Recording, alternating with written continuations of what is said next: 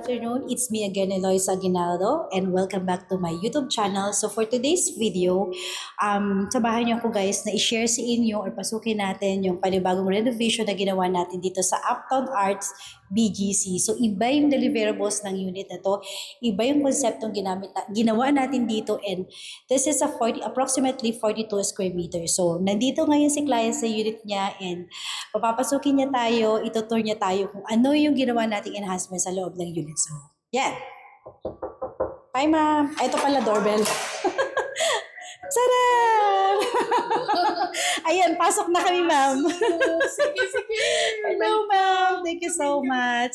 So, siya si Ma'am Tess. Siya yung ating napaka-pretty na kliyente dito sa Uptown Arts. So, ngayon, isi-share niya ngayon kung ano yung ginawa nating enhancement dito sa unit. So, pasok kaan para i-explain ni Ma'am. Mahihain si Ma'am Tess, pero pinilit-pilit ko talaga siya, guys. Okay. Kasi naman ako dapat dito eh. Time na nag-usap tayo, ma'am, ano yung instruction mo sa akin na yung gusto mong design dito sa unit na to? I-share natin sa kanila. Sige. Diba sabi ko, mayroong pop-up na orange. Yes, diba? na kulay. Kasi favorite niya yung kulay. Oo, favorite ko, and then touch of gold. Yes, opo. Para elegant siya. Para elegant siya. Tsaka alam mo na, nagkakaedad. Pero nako guys, para tayo na sa loob ng boutique ng ano niya. Ipapakita natin kung ano yung sinasabi ko sa inyo. Nako, Diyos ko, nakakalula. Ang sarap lang tingnan, titigan. Okay, so pakita natin, ma'am, yung enhancement na ginawa natin. Ano? So una, okay. Yes, so pasok ka dito, dito ka sa kabila. Para ipakita muna natin dito sa entryway. So ito, charan! Collection ni Madam. Tapos, ayan, mga shoes ni ma'am. So, ito yung entryway niya. Dati empty lang to. So, kailangan natin ng storage, kumbaga, para ma-maximize yung space na meron tayo. So, dito na nilagay ni Ma'am Tess yung kanyang alak or mga wine. Ma'am, yung kanyang mga sapatos. So, yan yung pinakita namin sa inyo kanina. Mamaya tayo dito sa kanyang kitchen area. So, dito muna tayo. Balik ka sa dating pwestuan. Halika, ma'am. Okay. Ito yung request ni ma'am. Gusto niya ng medyo mas malaki na dining table. Tama, ma'am? Para pag yung mga friendship niya mag-visit sa kanya, okay, meron siyang, space, enough space pa rin na pwede makipag-chit-chat, gano'n, magka-chill-chill ba, kumbaga. And then, nag-request din si ma'am ng full mirror to enhance yung space nga natin, yung illusions na palawakin yung area. So, yung space na meron tayo dito sa area na to. Okay, na-maximize natin siya, maganda yung kinalabasan niya. And then to add, details and texture dito sa wall niya, naglagay tayo ng wall lamp and of course, yung kanyang yung kanyang paneling design dito sa kabilang side. Okay. So here, ito yung request ng client. So ginawa natin siyang parang hidden door. So tingnan mo naman guys, para lang siyang part ng wall accent natin, mamano. Pero ito CR siya. So mamaya ipapasilip natin. Dito na tayo sa collection ni ma'am. Diyos ko, akala nyo talaga guys, nandito tayo sa loob ng ng boutique. Doon para makita nila. Ma'am, mali ka naman. Tingnan mo naman yung magkano tong isang to. Okay. Eto, empty siya. So, kung napansin yung unang video ko, dito sa sa vlog na to, empty siya. Naglagay lang ako dito ng storage para sa mga designer's bags ni Madam. Wala pa yan sa kalahati, guys. Sa US, marami pang ganyan. Okay, so yan, ang dami niyang collections, and naglagay lang tayo dito ng 55 inches na TV. Kung mapapansin nyo, hindi na ako naglagay dito ng TV rack para test yung space, maluwag pa rin. Ayan, and naglagay lang ako dito ng kanyang transparent or glass na center table. Again, para yung illusions hindi siya masikip tignan since ang space natin is limited lang.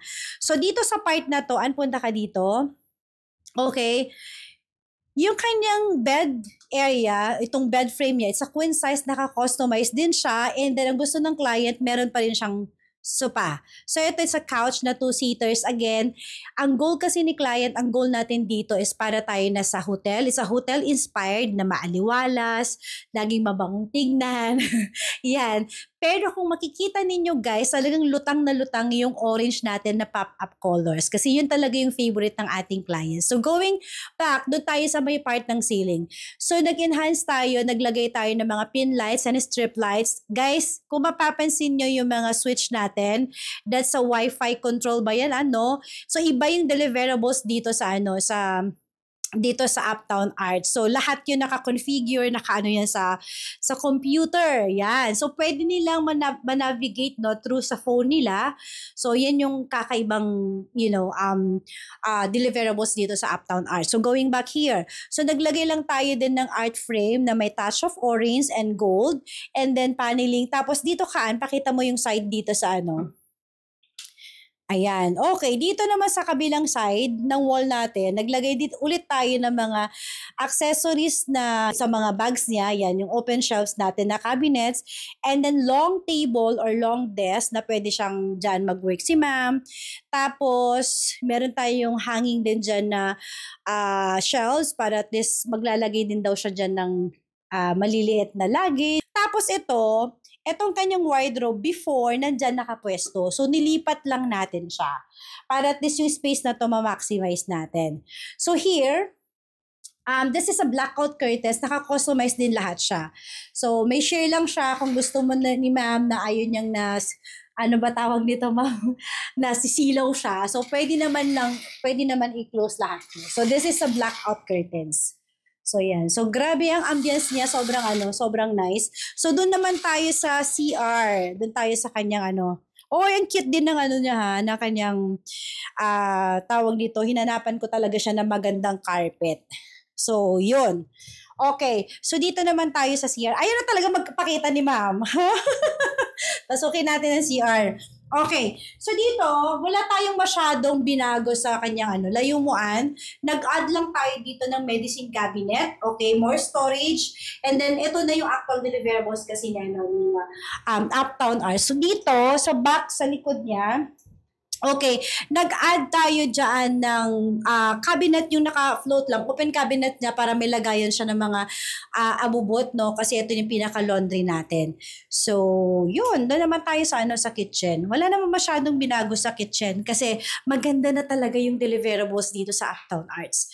Okay, yung nakikita nyo ngayon, ito na yung actual talaga na deliverables niya. So, na rin siya, naka-countertop na parts na rin. Ganyan na rin yung kanyang range hood. Meron na rin siyang inductions. Ito lang yung natin. Bago lang tayo ng yung sa door niya, yung door cabinet niya, ito dati kasi ganito yung kulay niya. So, medyo madilim siya para mag-match doon sa ginawa natin. Pinapalitan natin ng mga light mocha na pintuan. So, yun. Sarado din to dati, pina-open lang natin para may access si ma'am at makita niya kaagad yung ilalagay niya dyan na oven toaster or di kay microwave. So, other than that, ito lang, nag-add lang tayo ng konting storage. Ito, kasama na to sa deliverables. Ang galing ang ganda talaga nung niya, nung pagka-deliver dito sa unit. So, ngayon, interviewin natin si ma'am, syempre. Back to you, ma'am. Wait lang, lalapit ako kay ma'am. Ayan. Ma'am, nagustuhan niyo po ba yung renovation natin? Ay, oo. Grabe. Nag-exceed yung expectation ko. Ikaw na. Diba?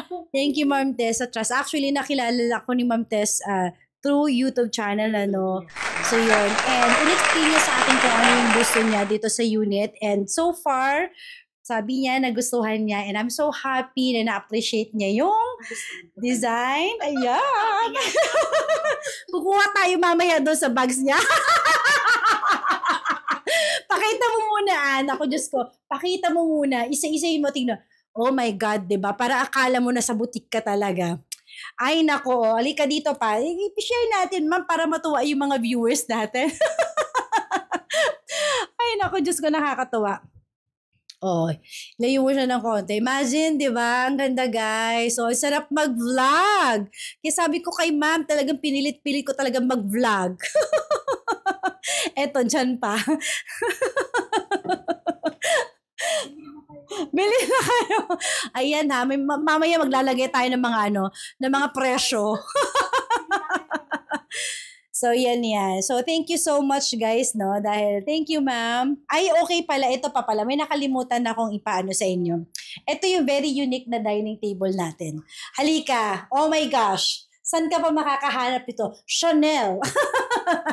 Ang ganda ng kanyang dining table. Talagang nakahulma talaga siya. Nung nakita ko to, sabi ko, naku, magugustuhan to ni Madam. Sinend ko sa kanya to na sobrang naganda siya. Talagang kahit mahal, ma'am, no? Kinuha namin. So, nag-match din siya dito sa ano natin, na orange din yung kanyang chair.